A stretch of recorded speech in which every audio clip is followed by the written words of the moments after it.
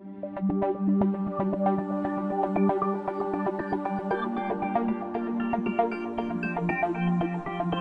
this module, you will learn the definition of communication. You will be able to understand the communication model. You will also learn about the amount of time that we spend communicating, as well as the difference between verbal and nonverbal communication. What is communication? Communication is the act of transferring information from one place to another. We all communicate each and every day of our lives, but it is an active process of sending and receiving information. Here is the communication model, and as I shared, there is a process that the communication takes place in. We have the sender, who also serves as the receiver, and then at least one or more individuals will serve as the receiver, and later on will come back as a sender in the communication process. If you notice, there's also a channel, and this channel is how the communication or how the message is being transported from the sender to the receiver.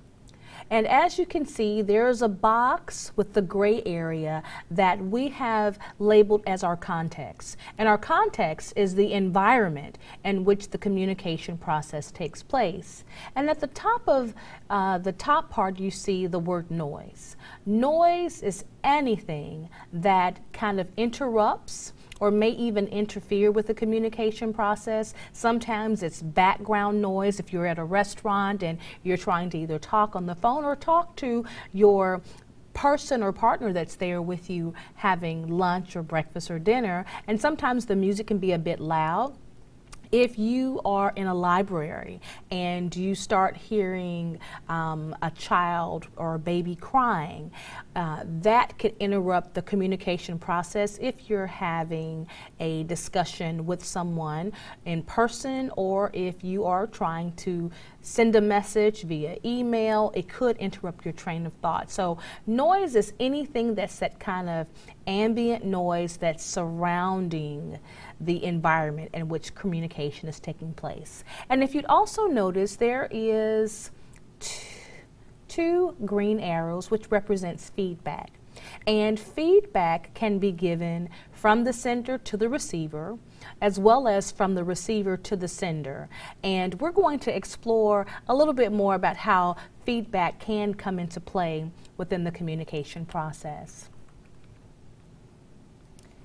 I've also provided a breakdown of the communication process. So the model that we just looked at, the sender encodes or basically translates a message that circulates through the channel to reach the receiver. In face-to-face communication, the channel is the use of speech. It is encoded by the sender as he or she chooses his words to convey the message. The receiver on the other end decodes or interprets the message. In addition, noise affects each step of the communication process. Noise is everything that affects the communication process and originates from the environment, although it can also originate from within. All communication is influenced by the context, which is the environment in which the communication takes place. And finally, feedback gives an indication to the sender of how well the message has been received by the receiver. Now, in this model, the roles of sender and receiver can be reversed as the communication process continues. So I kind of want to go back to the communication model, and now we can see how the definitions, the sender is sending the message through the channel by which the communication or the message is being sent from one person to another. We can also see how the feedback which kind of indicates whether we're understanding what's being said, or there are ways that you can be able to pick up that a person is not quite getting the information. And again, the gray area is representing the environment, basically where the communication is taking place.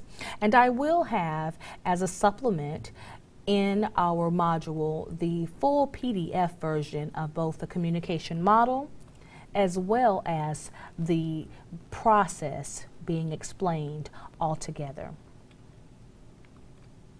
Now, when we are communicating, we spend a great deal of our time communicating.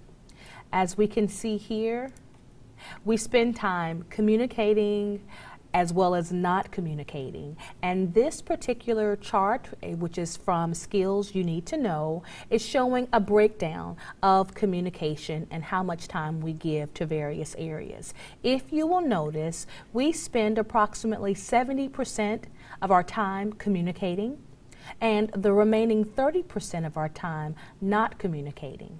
When we break down that 70% or look even closer to the whole process of what are we doing with our time in communicating, we can see from the smaller pie chart that 45% of our time is spent listening, 30% of our time is spent speaking, 16% of our time is spent reading, and 9% of our time is spent writing. So when we look at this time that we invest on a daily basis with communicating, we then want to kind of peel back just a little bit more and look at the different types of communication. And there are two types of communication. We have verbal communication, and we also have nonverbal communication. Verbal communication is simply what we say and how we say it. Examples of verbal communication include asking questions, giving positive feedback, paraphrasing, summarizing, probing, of course, talking on the phone, speaking to someone directly in person, or even texting or forms of verbal communication. Nonverbal communication. Nonverbal communication is what we communicate without words. All of the things that we do without speaking or using words, that's what we consider as nonverbal communication.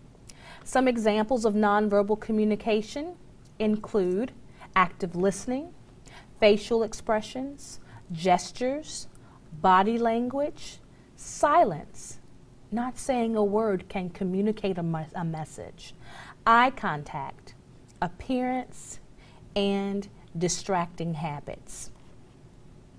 Now, when I talk about distracting habits, I'm referring to if you are giving a public speech. And a distracting habit may simply be fidgeting, where you're sort of wringing your hands as you're talking, where you may be pulling or tugging on your clothes, your pant, or your blouse, the end of your blouse. Those are distracting habits that can be perceived and tell a particular story when you're communicating without saying a word. Those are little nonverbal pieces that can say a lot. When we talk about body language as in your posture, if you're standing straight up, that's exuding confidence. When you are maybe hunched over or hovered over, that tends to show a little bit of insecurity or low self-confidence. So it's important with your body language to be mindful that you're delivering a message without saying a word. Your appearance, how you dress, are your garments well kept? Are they ironed? Are they in the best shape. They're not tattered or torn, especially in the workplace or when you're going on an interview. Those are key indicators of your appearance that you want to realize they're sending a message to your prospective employer. So be mindful of your appearance when you are going on an interview, because that is going to read a certain level of communication. It's going to send a particular type of message. If you come well put together, that's going to read one way, and if you come ill-prepared and you are not in your best light as far as appearance, that's going to read negatively without you saying a word. Again, that's what nonverbal communication is about. It's what you say without even saying it. Gestures, something as simple as means something. That means something. That's another way to communicate. Those are things that we do every day that we tend to send a message through a mode of nonverbal communication. Now we're going to have a quick quiz over communication counts with the first part of Module 3. I'm Angelique Feaster Evans, and I look forward to joining with you on Communication Counts for Module 3, Part 2.